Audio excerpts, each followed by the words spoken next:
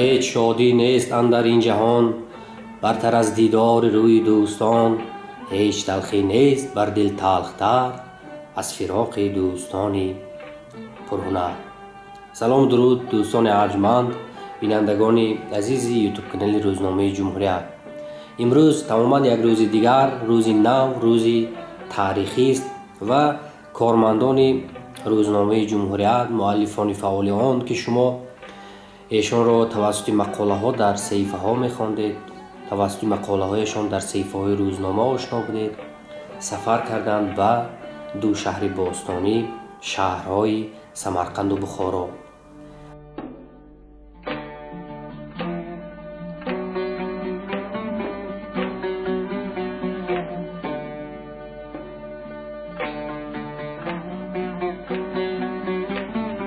بار اول هیئت کاری روزنامه جمهوریت با مساعدت دستگاه اجرایی پرزیدنت جمهوری تاجیکستان و با اهتمام مؤسس خود، اساسگزار صلح و وحدت ملی، پیشوای ملت، پرزیدنت جمهوری تاجیکستان محترم امالی رحمان سفر سمرقند و بخارا داشت و گروه 25 نفری همکاران ما، شخصیت‌های شناخته کشور، اکادمیک کرامت الله علیموف، خادم دولتی و جمعیت میرزا شاهرخ اسراری و فرهنگشناس و تاریخ نگار جانبک اسراریان همراهی می‌کردند. از بس که راه‌ها هموار آیین رسانند به حدود ولایت سمرقند وارد شده. سفر ما البته بدون شک و شبهه از ریگستان آغاز یافت. ریگستان دل سمرقند و نگین آسیای مرکزی است. آن از سه مدرسه اولوغبک، شیردار و تلاکاری که در عصرهای 15-17 روبروی هم، یعنی در شفت هم ساخته شدند و اساس آن را تشکیل می‌دهند عبارت میباشد. در آسیای مرکزی شهرها را ریگستان میگفتند و ریگستان سمرقند محض همین قسمت شهر است. طرح معماری این مدرسه ها از فرهنگ بلند شهرسازی و شهرداری درک می‌دهد. در طرف غربی میدان مدرسه اولوغبک واقع است که در سالهای 1417-1420 از جانب ستاره‌شناس بزرگ آن دور اولوغبک ساخته شده است. در مدرسه مذکور از فن‌های ریاضی، هندسه، منطق، طبیعت شناسی، انسان و نفس عالم اینچنین الهیات درس می‌گذشت. در آغوش این شهر، در احاطه چنین یک تمدن بسیار عالمگیر، کرامت الله علیموف با شور و شوق اندیشه‌هایشان را چنین ابراز داشتند: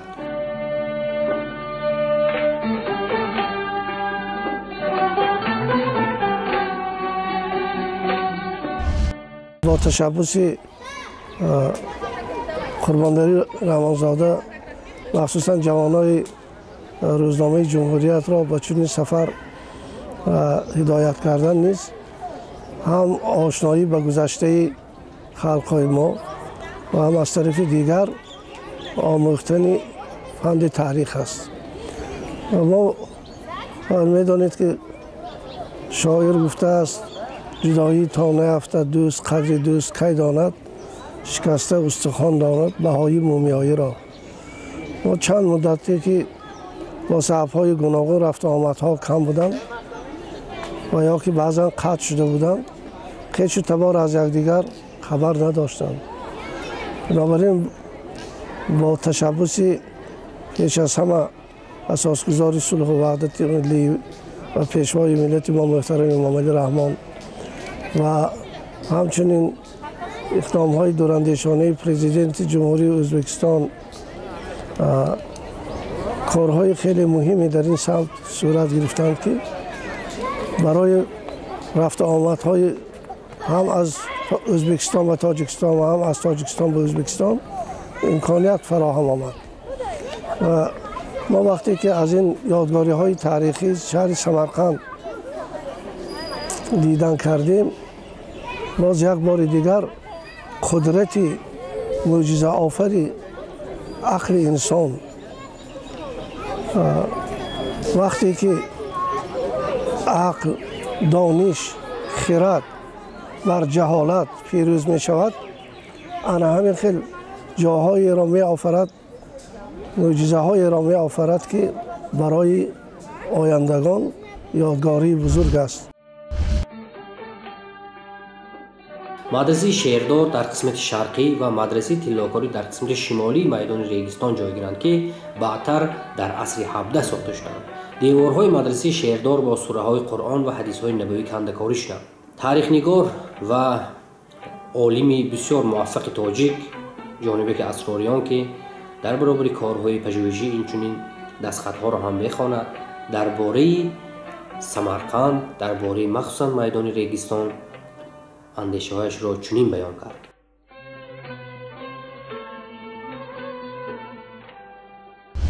اتصال صمیمی و سپاس و روزنامه جمهوریت برای تشکیل یک سفر بسیار مهم برای دریافت و مقرر کردن یک نظام اندیشه میتواند دلخواه روزنامه در سازندگی شرکت کند، در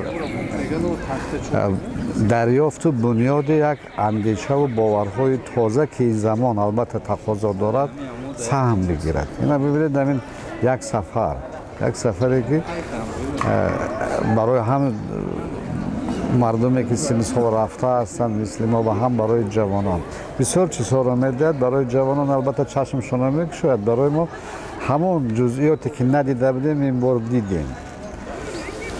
در مجموع در نظام فرهنگ تاریخ چی میتوانند بگیریم و چی دریافته است؟ آنچه که ما اینجا دیدیم در شهر بزرگ سمرقند این یک نظام اندیشه هزار ساله باورها و تصورات‌های هست که شکل گرفته بودند و اینها یک منطقه بزرگی که هم خراسان بزرگ هم از دوران قدیم هم سوخت و باختر اینا از همدیگر جدا نبودند، اما نظام معین تفکر و دانش تا همین زمان کشیده با یک خط سرخ گویا کشیده آمدند.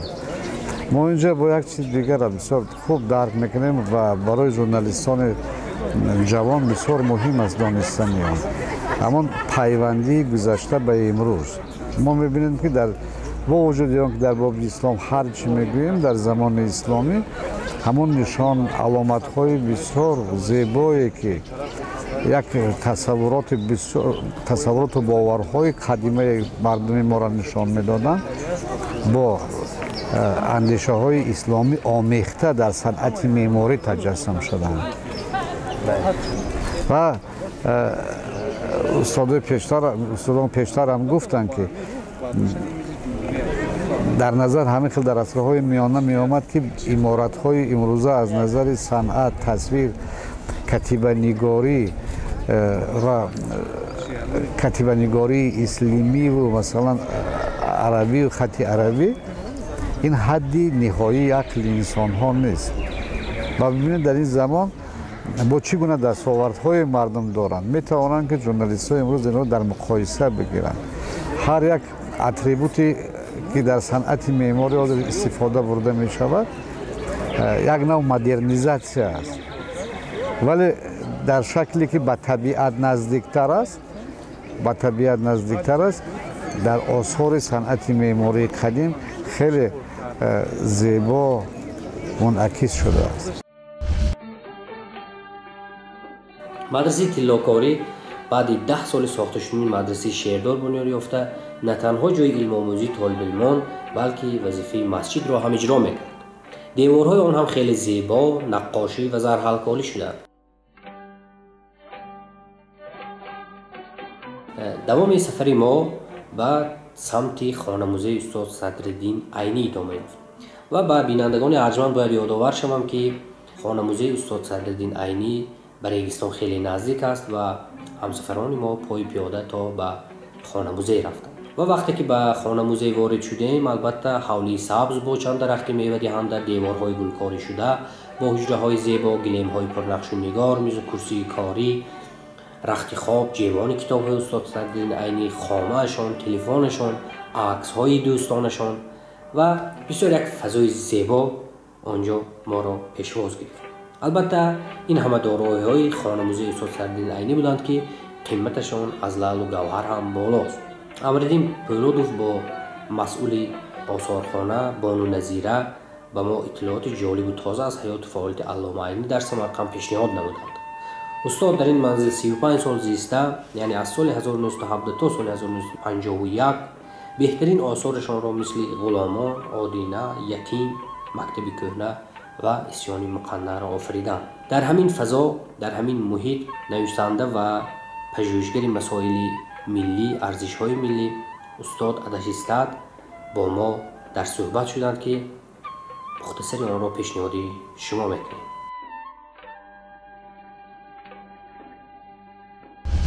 نیک شدن مناسبات ها هم بین ازبکستان تاجیکستان و هم بین حکومت ازبکستان و جامعه های تاجیکی ازبکستان هستیم. سفیر تاجیکستان در ازبکستان عبدالجبار رحمانزاده دو بار آمدند، از حول موزه استاد عینی دیدن کردند و در معرکه هایی که برگزار شد اشتراک نمودند، جشن استاد عینی. یعنی این همه نشانه های آن است که یعنی کار به سوی بهبودی است. راهبریت و کارمندان روزنامه جمهوریت در برابر تماشا کردن از خانه موزه استاد صدرالدین عینی اینچنین چندی از کتاب ها و روزنامه های خود را به فوند آثارخانه سپردند، تحفه کردند. در برابر این یک مصوره بسیار زیبای علامه عینی که با سنگ های بدخشی آرا داده شده است به راهبریت آثارخانه سپرده شد تا یک گوشه این درگاه مقدس را آرا بدهد. البته فضای خانه موزه بسیار هم خوب و خوش نگاه داشته شده است و در نتیجه منزل ادیب با طرح و نمای تازه درش را به مخلصان و هواداران باز کرده است. قسمت اول خانه در عصر 18 و قسمت دوم آن در عصر 19 بنیاد یافته است. بنا همچون آبیکت تاریخی در سال 1967 به قید گرفته شده منبع رسما آثارخانه گردیده است. وقتی ما در محیط این خانه میگشتیم واقعا در میافتیم که استاد عینی در کار ایجادی به کار خودشان، به روند ایجادی خودشان چخیل تا کدام اندازه سختگیر، سخت طلب و سخت کوش بودند و واقعا هم وقتشان را بسیار درست تقسیم کرده بودند و آفریدن این قدر اثر در مرحله کوتاه یک عمر انسان آسان نبود. به همین خاطر استاد صدرالدین عینی جای کارشان، ساعت کارشان خیلی معین، دقیق بود و درست تقسیم بندی شده بود. ما پس از آنه که به سیر و سیاحت و تماشا کردن آثارخانه به روح استاد صدرالدین عینی دعا و فاتحه خواندیم، چون این منزلگاه ایشان بود و بعداً راه گرفتیم به سمت بخارا. البته سفری ما در سمرقند خیلی پرثمر بود. بجز از آنه که ما جایگاه و درگاه هایی که نامبر کردیم، اینچنین به زیارتی و بازدید کردن از رصدخانه اولغبک مشرف شدیم که الهیده است و در برای زیارت خاکجای دانیال پیامبر مشرف شدیم. همچنین از چشمه ایوب آب شفایی نوشیدیم. اینچنین در شاه زنده بودیم و شاه زنده شما خودتان خوب میدانید که یکی از معروفترین گوشه های زیارتی سمرقند است و شاه زنده درباره تاریخ آن، درباره سبب آفریده شدن این درگاه فکر میکنم شما از شبکه‌های اجتماعی، از دیگر سرچشمه ها معلومات بسیار دقیق پیدا کرده هستید و من در سفری شاه زنده را زیارت دعا و ذکر و زیارت این درگاه را فکر میکنم شما از نوارهایی که در خزینه ما است خوب پی میبرید. سفری که ما داشتیم بسیار هدفهای نجیب داشت و اینجا میخواهیم دو هدف آن را برایتان بازگو کنیم. نخست آشنایی با قدمجا و یادگاری های تاریخی نیاگانمان باشد. مقصد دیگر رونق همکاری ها با همتایان خود روزنامه‌نگاران آواز سمرقند و زرافشان بود. آواز سمرقند سال 1991 تأسیس یافته. سال گذشته جشن 30 سالگی خود را استقبال کرد و زرافشان روزنامه مخصوص به زبان روسی است. واخوری نخستین قلمکشان دو کشور در خانه مطبوعات ولایت سمرقند برگزار گردید. سرمحرر روزنامه جمهوریت قربانی رحمانزاده در برابر اهدای کتاب روزنامه ها و ارمغان مخصوص شماره های روزنامه جمهوریت از جمله اظهار داشت.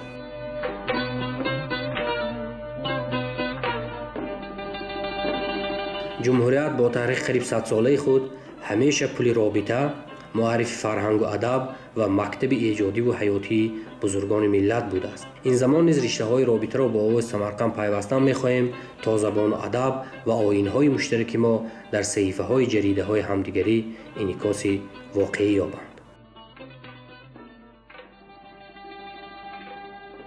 در برابر این سرمحرران برای همدیگر تحفه‌های مخصوص ارمغان کردند و به خاطر مستحکم و تحکیم یافتن رابطه‌های دوستی برای همدیگر حرف‌های بسیار صمیمی گفتند.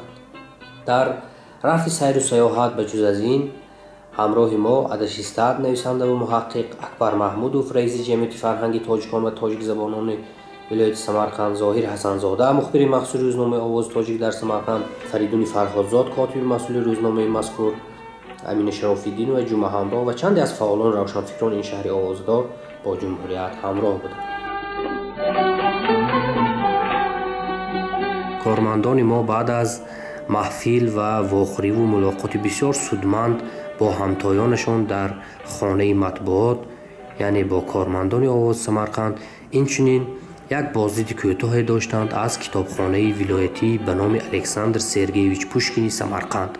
این کتابخانه بسیار فاند غنی و خزینه بسیار بزرگ دارد که بیشتر از 200,000 کتاب را فرا میگیرد و به این کتابخانه روزنامه جمهوریت و بعضی از مهمانان، محققان و عالمانی که همراه هیئت جمهوریت سفر داشتند بیشتر از 200 کتاب و 50 روزنامه های گوناگون از تاجیکستان را با خود آورده و خزینه این کتابخانه سپردند که تاجیکان و تاجیک زبانان اینچنین مردم به ما دوست و برادر ازبکان از کتاب ها و جریده های تاجیکی بهره‌ور شوند و برای تحکیم دوستی استفاده ببرند.